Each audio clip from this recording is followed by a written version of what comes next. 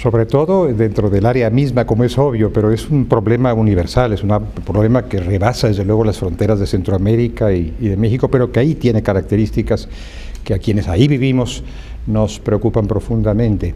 Hay toda una tradición cultural o infracultural, para decirlo de otra manera, sobre este particular que ha venido concibiendo durante siglos a la mujer como un sujeto de dominio, como un subordinado, como un subalterno, y para muchas personas, afortunadamente cada vez menos, es un sujeto del que se puede prácticamente usar, el que se puede usar y abusar, desgraciadamente. Estoy yendo a los aspectos más negativos de este problema, que de alguna manera repercuten en el maltrato físico, en la violencia psicológica y física, y que se ha traducido en feminicidios, es decir, en privación de la vida de la mujer en su condición de mujer.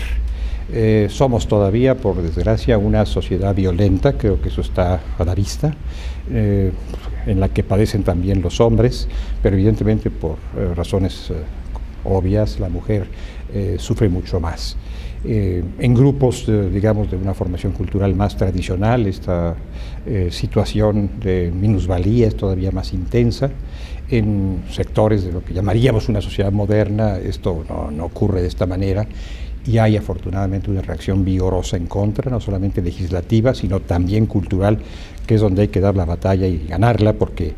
dar la batalla y ganarla solamente en las letras de la ley no es suficiente. Yo diría que pudiera haber dos cuestiones a considerar. Una, que tal vez esté extendiendo efectivamente el problema en alguna proporción, que habría que ser experto en cada sociedad individual para precisarla,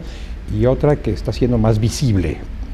Y lo segundo es, digamos, positivo en la medida en que establece que hay una mayor conciencia de derechos y un mayor rechazo a este tipo de conductas violentas.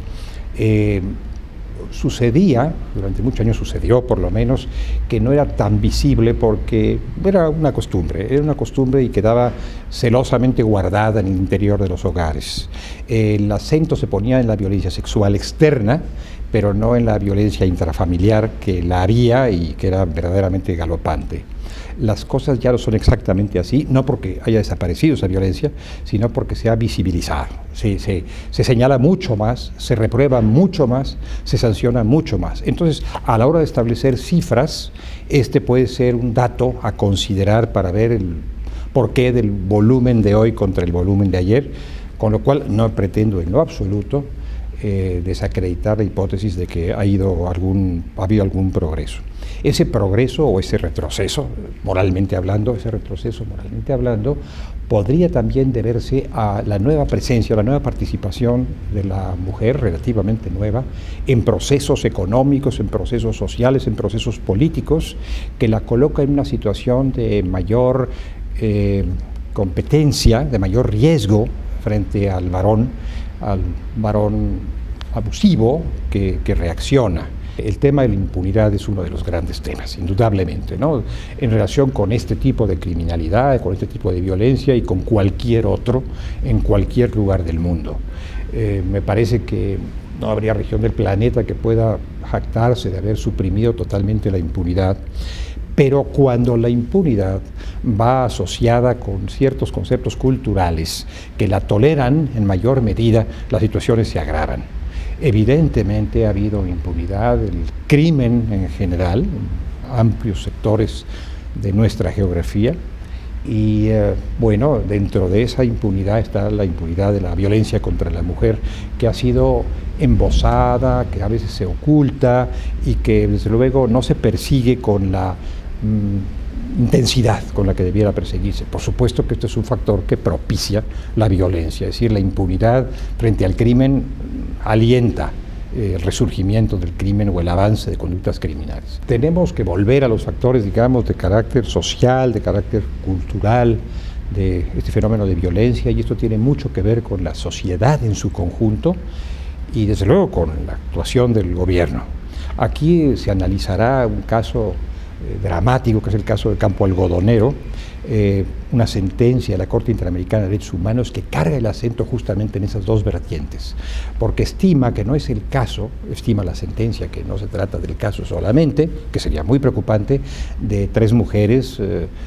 privadas de la vida de forma brutal, sino que se trata de algo que va más allá y que puede propiciar nuevas violencias. Y entonces carga el acento sobre la acción de la sociedad, la recuperación de valores o la siembra de valores, de respeto a la mujer y la exigencia por parte de la sociedad de que haya una reacción, de que haya una respuesta social y pública fuerte, vigorosa frente a esas conductas. Y por otra parte, carga el acento también sobre las actitudes del Estado, de ciertos sectores del Estado,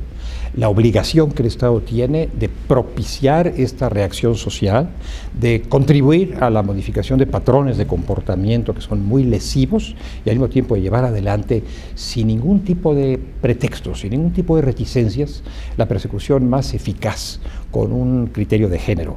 No se quiere decir que los otros crímenes deban quedar digamos, en la sombra, de ninguna manera, pero sí que estos que son frecuentes deben ser más intensa y más específicamente perseguidos a través de técnicas que suponen por parte de quienes llevan adelante la persecución conocimientos profesionales, vocación, habilidades, competencias específicas. Entonces, esto contribuiría a una paulatina reducción. No quiero ser iluso y decirle que desaparecerá de golpe, no es posible, pero sí una paulatina y espero que acelerada desaparición de las violencias de este carácter hasta convertirlas en hechos verdaderamente aislados como son las violencias de otra naturaleza.